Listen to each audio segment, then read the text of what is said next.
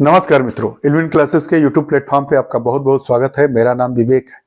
हम लोग current affairs की कक्षा के साथ पुनः उपस्थित है। यह जो करेंट अफेयर्स की कक्षा होगी वो राष्ट्रीय परिदृश्य से जुड़ा हुआ जो परीक्षा की दृष्टि से महत्वपूर्ण बिंदु होते हैं, सेगमेंट होते हैं, टॉपिक होते हैं, उससे जुड़ा हुआ है। राष्ट्रीय परिदृश्य में यह हमारा 5वां टॉपिक है। आइए बात करते हैं। आज हम लोग 4 बिंदुओं पर बात करेंगे।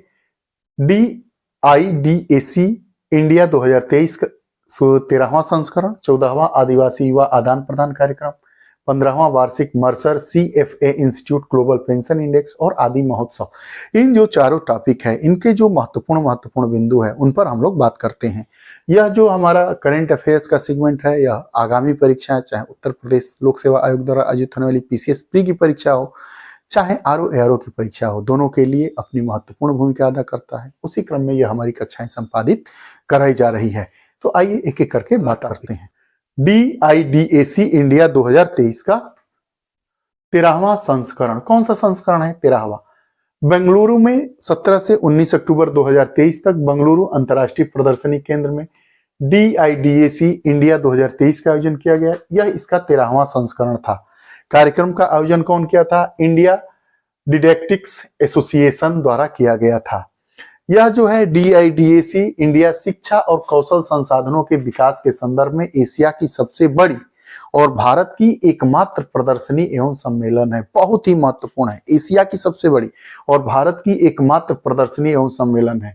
आयोजन शिक्षकों, नीति निर्माताओं तथा उद्योग जगत के अग्रणी लीडर्स को एक साथ लाता है। यह आयोजन क्या करता है? शिक्षा जगत के लोगों को, शिक्षकों को, नीति निर्माताओं को, उद्योग जगत के जो अग्रणी लोग हैं, उनको एक साथ लाता है। DIDAC इंडिया 2024 का आयोजन नई दिल्ली के प्रगति मैदान में 24 से 26 सितंबर 2024 के दौरान किया गया था। अगला टॉपिक 14वां आदिवासी युवा आदान प्रदान कार्यक्रम। आदिवासी युवा आदान प्रदान कार्यक्रम यह क्या है?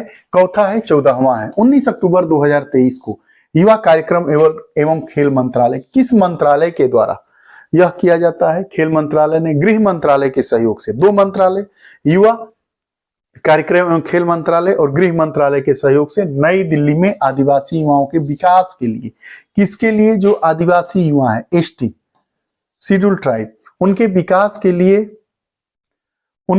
के लिए 14वें आदिवासी युवा विनिमय कार्यक्रम का आयोजन किया गया था। गृह मंत्रालय पिछले 15 वर्षों से आदिवासी युवा विनिमय कार्यक्रम का संचालन करता है। यह कार्यक्रम युवा मामले एवं खेल मंत्रालय के तहत नेहरू युवा केंद्र संगठन के माध्यम से चलाया जाता है। नेहरू युवा केंद्र संगठन के माध्यम से चलाया जाने वाला यह कार्यक्रम है, गृह मंत्रालय के सहयोग से होता है। युवा कार्यक्रम में खेल मंत्रालय के द्वारा संपादन करवाया जाता है। आदिवासी युवाओं के विकास के लिए, आदिवासी युवाओं को विविधता में एकता की अवधारणा की सराहना करने में सक्षम बनाना तथा उन्हें भारत की समृद्ध सांस्कृतिक विरासत के प्रति संवेदनशील बनाना इसके उद्देश्यों में शामिल है।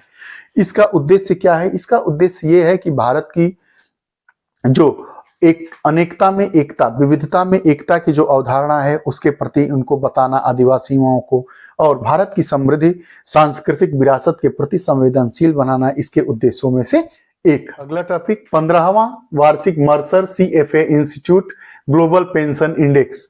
17 अक्टूबर 2023 को 15वां वार्षिक Mercer CFA institute global pension index जारी किया गया। इंडेक्स में दुनिया के 44 सबसे अच्छे और सबसे खराब पेंशन सिस्टम को रैंकिंग प्रदान करता है। यह क्या करता है? सबसे ज्यादा अच्छी पेंशन कहाँ है, सबसे बुरी पेंशन की व्यवस्था कहाँ है, किस देश में, उसको प्रदर्शित करता है। इस इंडेक्स के मुताबिक भारत 47 देशों में 45वें स्थान पर है। पेंशन के मामलों में भारत की स्थिति बहुत ही बदतर है। 47 देशों में इस रैंकिंग को दिया गया, भारत 45वें नंबर पर है, अर्थात नीचे से तीसरे स्थान पर भारत है। भारत का समग्र इंडेक्स मूल्य में 2022 में 44.5 से बढ़कर 45.9 हो गया। 2022 में भारत 44 देशों में 41वें स्थान पर था। इस बार 47 देशों में 45वें स्थान पर है। बात वही है। इस इंडेक्स में नीदरलैंड की सेवानिवृत्ति आय प्रणाली ने एक बार फिर पहला स्थान प्राप्त किया है। आइसलैंड और डेनमार्क ने रैंकिंग में क्रमशः दूसरा और तीसरा स्थान हासिल किया है।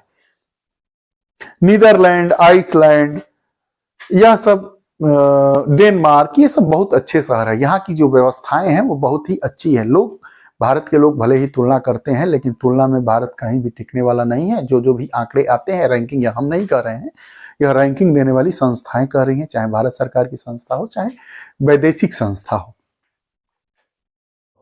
केंद्रीय जनजातीय मामलों के मंत्री 25 अक्टूबर 2023 को अहमदाबाद, गुजरात में आदि महोत्सव का आयोजन कहां हुआ था? अहमदाबाद।